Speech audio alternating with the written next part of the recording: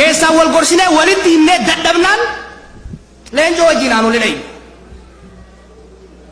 dubbii walajjecha kabide waan biraatiin jechuudha. Nafxanyummaa waan mormineef Itoophiyaa dullatti deebitee nurra fe'amuu barbaaddu waan mormineef dhugaan aanolee awwaalame kan yakkamtoota akka Hayilasillaasee faarfamuusa waan mormineef nu ajjeesuu barbaadan. Isin himuun firris alagaanis beekuu qaba. Du'eetiin sagal gubadha malee du'eetiin sagal gubadha malee dhugaa Oromoo hin awwaalu.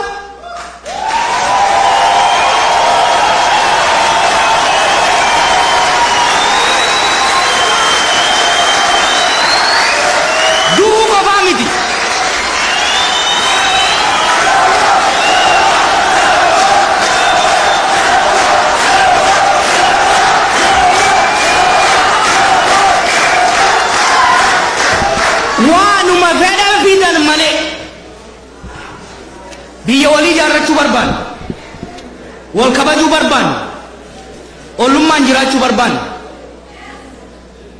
akka jarri keenya jedhutti hammachuu barbaanne qoree waraanamaa hammachuu hin barbaanne.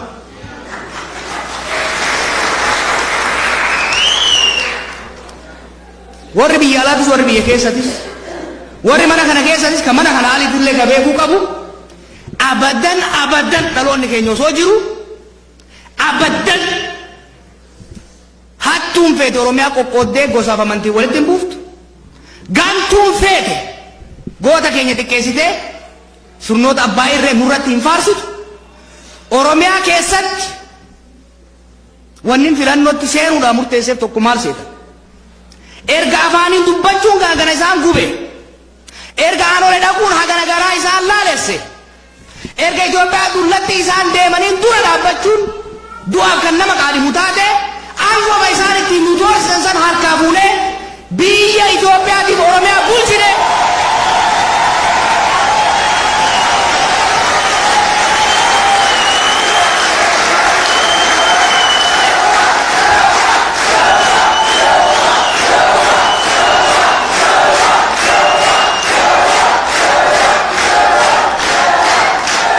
Na dhagaya walaa dhageenyu dhagaya. Biyya san keessatti baala taraan hin jaani miti baala isteeraa taanee itti agarsiisuu qabnaa jechuudha. Akkamitti sirna abbaa irree kuffifnemi sirna dimokiraasii jaara akka isaanitti wal ajjeefnee hin goonu jechuudha. Akka isaanitti wal ajjeefnee wal sakaallee tabaalo son ta'in forfee mo'annee aangoo hin qabannu.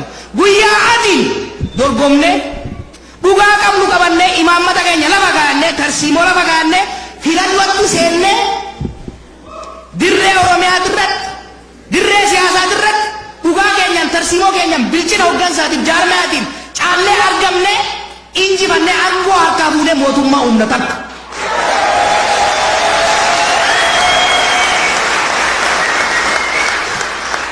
Isaanii seenaa kijibaati seera jallataaf saamichaatiin biyyeen bulchinu bakka bu'aata ummataa heeraaf seeraan dorgonnii faabilisaatiin quba ummataatiin ol bayanitti gargaaramne heeraaf seera akka gadaatitti Oromiyaa keessatti kan Oromoon tumatu bakka bu'aan Oromoo tumatu Itoophiyaa keessatti kan sabaaf sablammiin tumatu gadi keenyee Itoophiyaa isaa waggaa 150 gamanaan fottoo isaa garasiin fottoo isaa addunyaa irratti maqaa isiin xureessaa turan tana yoo waliin jiraanne jan jechuudha.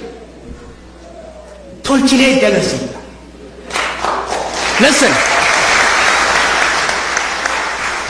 Yeroon kun yeroo itti orma jala fiignu miti. Yeroo itti of taanee waan taane itti agarsiifnu. Baalesteraa taana hoggaan hin jiru. Tokkummaan keenya shakkiin hin jiru. Garuu hoggansi Oromoo Oromiyaa yeroon itti ummata Oromoo maqaa ol kaasu yeroon itti Oromoo Oromiyaa qofa osoo hin ta'in saboota ollaa warra isaan keessaa ba'anii jedhanii maqaa balleessan kanas dabalatee jechuudha. Sirna federaalizimii dhugaa gadi dhaabnee irratti deemuun baay'ee barbaachisaadha. واتقوا في شكنا ولا لسانين دقينا نوي المام بغري سبلوتي عالم قدّا هيو سينا ففاني نوتي دالتو دا قدنا دومسات هيو أمانتي قدّا قبسا غميس قبسو رومو يجو توكم مانتينيا سينا كتبا ورا سولومونيك دايناستي رتين جارمني سينا تينيا خالص صبر رفم تبر توكم مانتينيا توكم ما كتبا رتيمتي توكم ما هاك أوين جارم تزون تين توكم ما دوغاف إيغا ورمو راول بيكل تيجو كنا ونين وانسل دامو بربا تلنو غاد ديمنا شكيا قبضنن بيك هينتي نج وربرتي أبدا إندندم بيجي قال اللي جماعة فكاتان تو ربيعة وما تكين جارير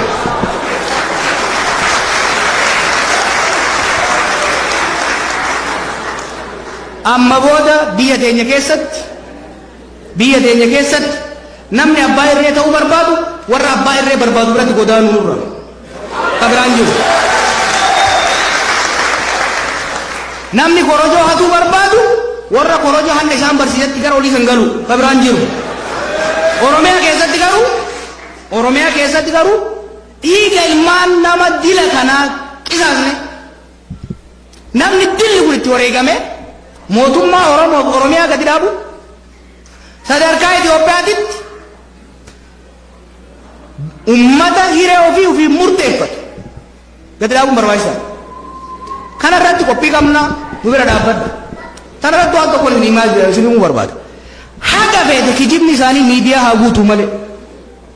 Haga fedhe miidiyaa mootummaatii caasaa mootummaa qabatanii nutti haa duulan malee guyyama guyyaan dhugan mo'ataa deemaa jira biyya sanitti.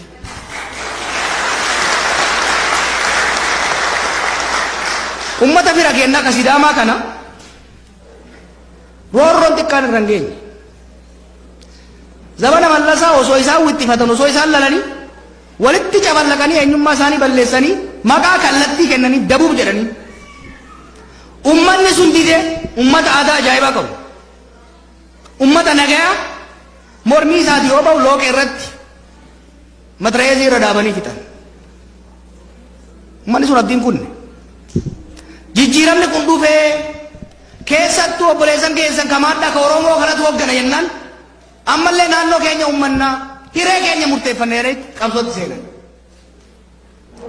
ni ganne garuu ummata Sidaamaa we betrayed them sinitti hima ummata nu abdatee wal'aasootti seene san ummata heera mootummaatirra hamma daggammaqin ummata qabsoo nagayaatirra hamma daggammaqin haadhii takkitti hin kaasin san ololaa shira warra mirga sabootaa hin amanneen xaxamne ji'a lama sadii dura nama 59 waraanni biyya keenya irraa ajjeesee jiru du'a qofa miti nama 63 du'e namni 59 dhalataa Sidaamaati miidiyaa kanarratti garuu kan dhageettan ummanni Sidaamaa bataskaana gube ummanni Sidaamaa saba isa keessa jiru haxaa'e jedhamee ololamaa ture kijiba maaliif kijiba beektu dhugaa wallaalaniiti miti haqa jirtu faaktii san wallaalaniiti miti kijibaan ummata Sidaamaa maqaa balleessanii hogganoon isaanii akka jirutti angorraariyan ejjettoon isaanii akka jirutti hidhaasee akka ummanni sun dhageettii addunyaaf ollaa dhabee dhugaan isaa awwaalamee ammallee bulchiinsa hin barbaanneef eenyummaa hin barbaanneef ukkaamamee akka turu kan barbaadan dhugaan garuu dhiibbattee dhufte dhugaan dhiibbattee dhufte akkamitti dhiibbattee dhufte ummanni sun hogganoota narraa hidhame jedhee fincila hamaatti hin seenne ejjettoon narraa hidhame jedhee rakkootti hin seenne obsee taphuma isaan baasan ka guyyaa dheeressuu sanitti seene guyyaa dangaddaa sagalee kennate arra 98% tuqaa shaniin naannoo mataasii uummate jechuudha.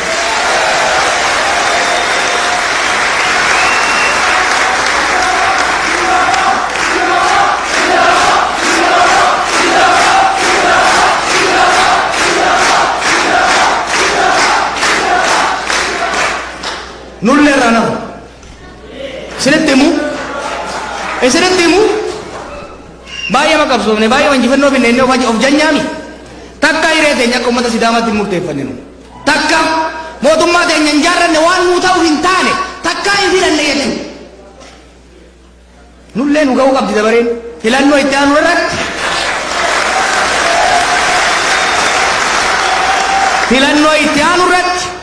yoo kabiraa dhabame jajalla diinni ergatee ittiin nu cabsuuf keessa hara qaqqajeelaa haadha abbaan eebbisan filanne kabiraa yoo dhabne mootummaa nuuf fakkaattu nuu dubbattu nuuf ergamtu ni jaarranna jechuudha.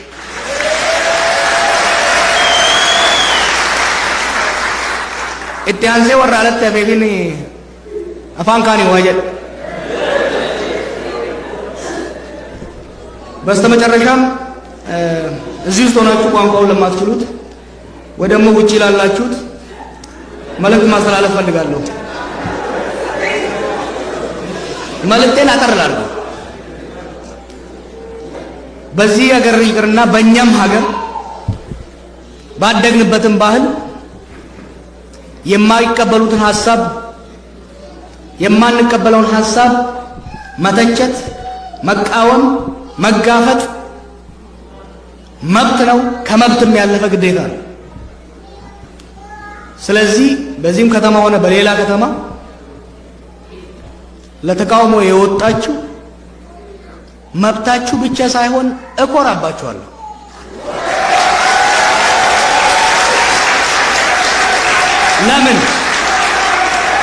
ለምን የዛሬ 3 4 ዓመት ቃል ስገባ ነበር የኛ ትግል ራሳችንን ብቻ ነፃ ለማውጣት ሳይሆን የሀገሮችንን ህዝቦች ነፃ ለማውጣት ነው። የታገልነው እኛ ተናግረን ሌላውን አፉን ለመሸበብ አይደለም። እኛ የታገልነው ስለ ራሳችን ስንናገር ሌላው ስለ ማንነቱ እንዲሸማቀቅ አይደለም።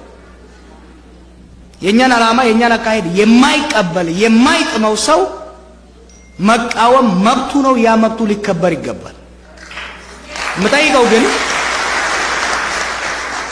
እዚህ ካላችሁም ተሰብሳቢዎች ውጪም ከቀራችሁት የምጠይቀው ግን